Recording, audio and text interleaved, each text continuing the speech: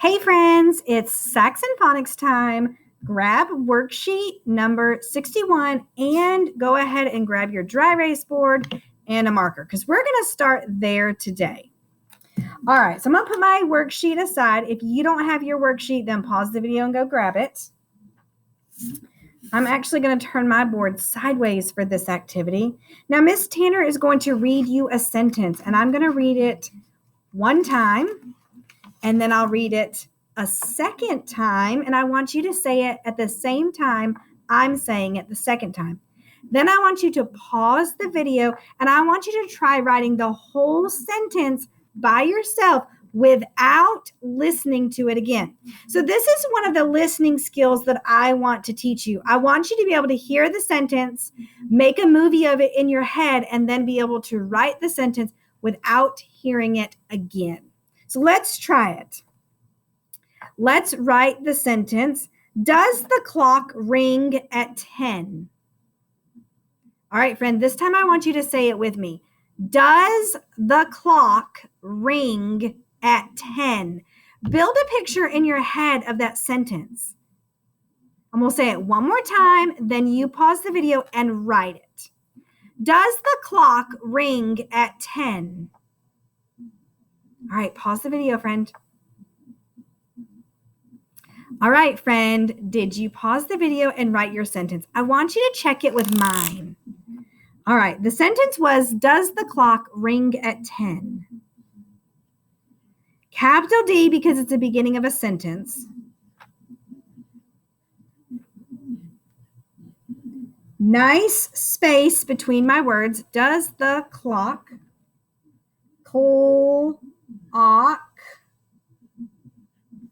ring at 10? Now, friend, what kind of mark do we need at the end of the sentence? Is this just a statement? Somebody's just saying something? Or can you answer the question? Does the clock ring at 10? Well, that's a question. You can answer it. So we need a question mark. This is something that we say when we're wanting somebody to give us an answer. So we need a question mark. All right, friend, how did you do? All right, let's do that again. One more sentence, erase. I'm going to say it one time. I want you to say it with me the second time. Then I'll say it the third time, and then you'll pause the video, and you're going to write it all by yourself. All right, here's your sentence. He has been resting at home. Say it with me, friend. He has been resting at home. Now, friend, you should be building that picture in your head. You should build a picture of a boy, because it says he, resting, maybe resting on the couch or resting in the bed, and then picture a house or a home. Here is your sentence one more time, and then you pause the video. He has been resting at home. All right, friend, pause the video. All right, friend, did you pause the video and write your sentence? If you did, check it with me. He, capitalized, it's the beginning of a sentence, has been resting. Resting has that suffix ing, meaning it's happening right now. So I'm going to do the root word, the base word, rest. And then I'm going to add my ing. At home. And this one is not a question. It's just somebody giving us some information. And so we're going to end it with a period. Now, make sure your period is nice and dark so that if I'm looking it on the camera, I can see it. All right. Grab your worksheet. We're going to head over and do what we always do. Miss Tanner's going to give you some words. You're going to sound them out as best you can, and then we'll check them, okay? Number 1, ring. The phone will ring if I call someone. Ring. Now, friend, I'm going to go kind of fast, but if you need some extra time, then I want you to pause the video, write your word, and then keep going. Number 2, box. There was a fox in a box.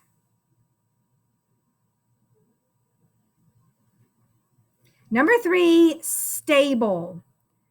A stable is where a horse lives. Stable.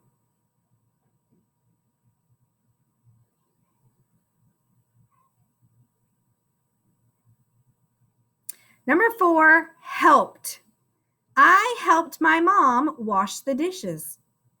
Helped.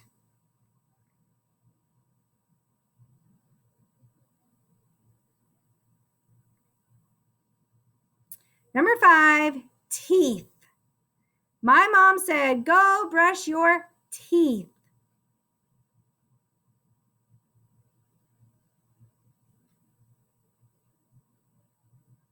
And number 6 is clock. A clock tells us the time.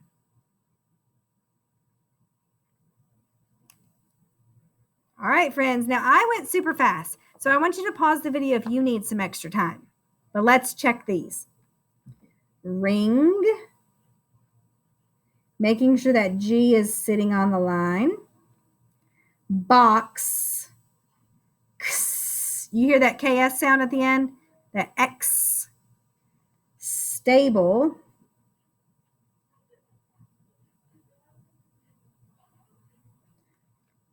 Helped. Now, helped sounds like a T at the end, but we all know that that ED makes 3 different sounds. Sometimes it says ed, sometimes it says ta, and sometimes it says duh. In this instance, the ED says ta, helped. Number 5, teeth. And number 6, clock.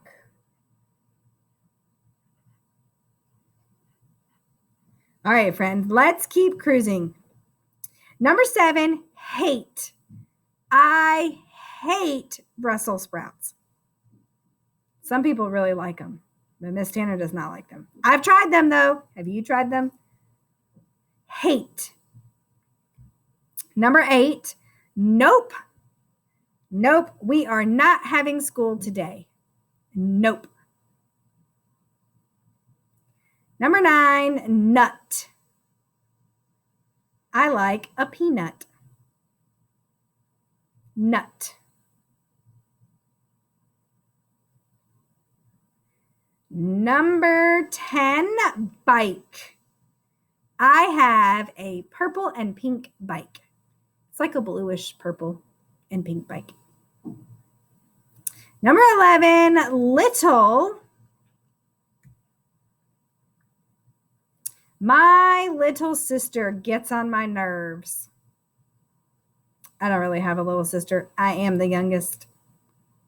And number 12, soon. Soon I will get to see you guys. All right, let's check these. Pause the video if you need a few more minutes. Hate. Did you get that sneaky E? Nope. Long O, so we need a sneaky E. Nut. Bike. B-I. Do you hear that long vowel I? B-I. There's that sneaky E making that I say I. Little. And soon. Ooh, soon. Soon. All right, friends, put your worksheet aside for just a few minutes, and we're going to talk about a new sound. Let me write some words on our board. We have shy. We have try. And we have sky. Now, friend, What sound do you hear in the final position, in the last position of the word? Shy, try, sky. Yeah, friend, I hear I. I hear long vowel I. But friend, none of these have an I in it. So what letter is making the I sound? You got it, friend. The Y is making the long I sound. Now, Y is a little unusual because sometimes it acts as a consonant and sometimes it pretends to be a vowel. And in this instance, it's pretending to be long vowel I. One trick to help you decide whether Y is acting as a vowel or a consonant is to look at the word and see where the I is located. If the Y is in the initial position, as in yet, if it's at the beginning of a word, it's probably going to be a consonant. If the Y is in the medial or middle position or final position, it's probably acting as a vowel. So if the Y is at the beginning of the word, it's probably going to be a consonant. But if it's at the end of the word or even in the middle of the word, it's probably going to be a vowel. Since vowel Y acts just like long I sound, let's put a dot over those Y's when we code them to remind us it's going to sound like an I. Let's just put a dot. This is how we're going to code our words. All right. Now, is this a long or short sounding I? I know it's a Y, but it sounds like an I. Yeah, it makes the long sound. So we're going to draw the macron right above that dot to remind us that it's the long I sound. So let's practice on a few words. All right, if you want to get your dry erase board out and practice with me, write the word cry, and then I want you to code it.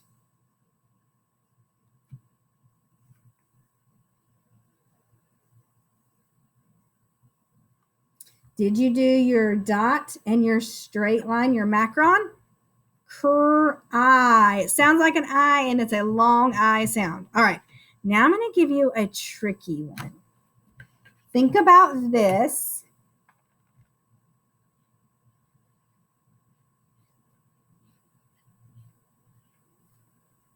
All right, we know that TH is a digraph, so we're going to underline it.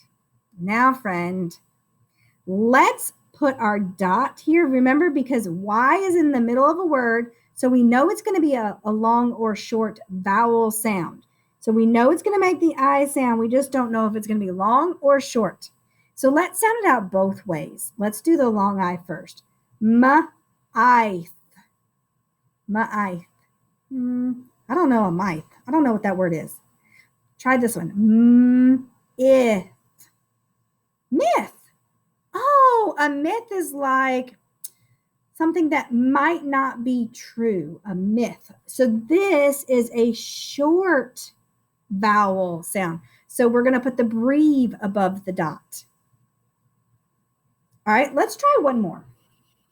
Write this one on your board.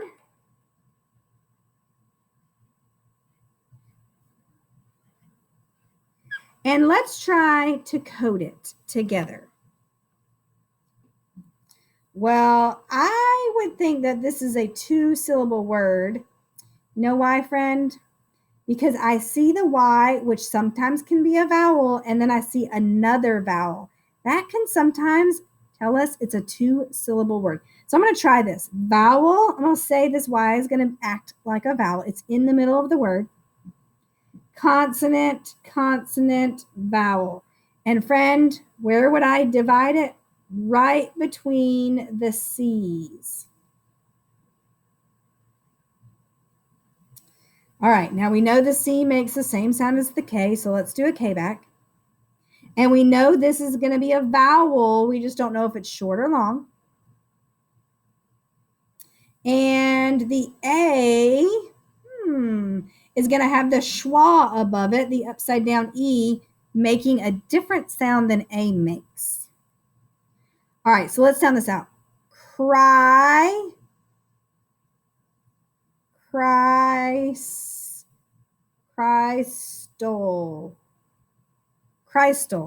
I think this might be a short vowel. What do you guys think? Crystal. Oh, there it is. Crystal. Friends, sometimes when we get to words and even when we code them, we're going to have to try different vowel sounds. And then we're going to have to listen and say, does that make sense? Or does that not make sense? So you're going to want to say, I think it sounds like crystal. Crystal is very close to crystal, but we needed that short I sound instead of the long I. Now we do have a card to help us remember our Y acting like a vowel, a long I vowel. This one is cry. Yeah, friends. Okay, grab your piece of paper. We're going to finish up our piece of paper, and we're going to be working on the Y acting like a vowel for a couple days. All right, number 13, I want you to write the word cry, just like our picture, cry. I. All right, number 14, write the word my. My goodness, you have grown. Usually that's what grandparents say to us when they haven't seen us in a while. My goodness, you have grown. My. Ooh, this one even makes the long I sound. All right, try sky.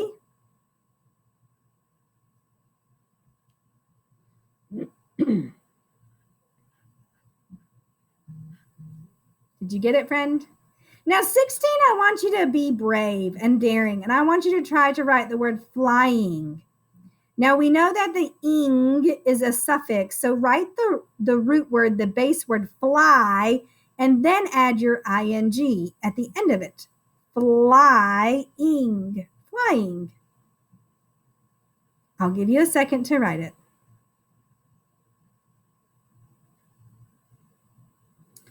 Flying. There we go, friend. Flying. Sometimes words look intimidating, meaning there's so many letters we don't think we can sound it out, but when we get rid of suffixes and we look at the root words, we really can figure it out. All right, go ahead and code all your words and then come back and check them with me. All right, friend, if you are back to check how you coded your words. How did you do, friend? K back, long I. Digraph, long I. Long I, suffix ing, meaning it's happening right now. Long I sound, long I sound. So we have cry. Ooh, friend, we know that matches that picture. Shy, trying, fly, and fry. All right, what about this one? Pull, us, plus, seek, what, wig, goal, wiggle. Did you get your final stable syllable, GLE? Cooked. Ooh, that one made the D sound, cooked. The T sound, I mean, cooked. And then cattle. Did you get your final stable syllable down here? And I think this is a bunch of cattle.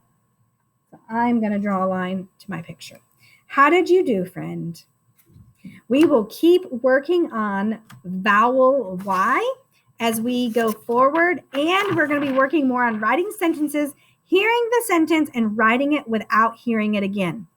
All right, friends, I can't wait to hear your reading as I know it's improving, and read your writing.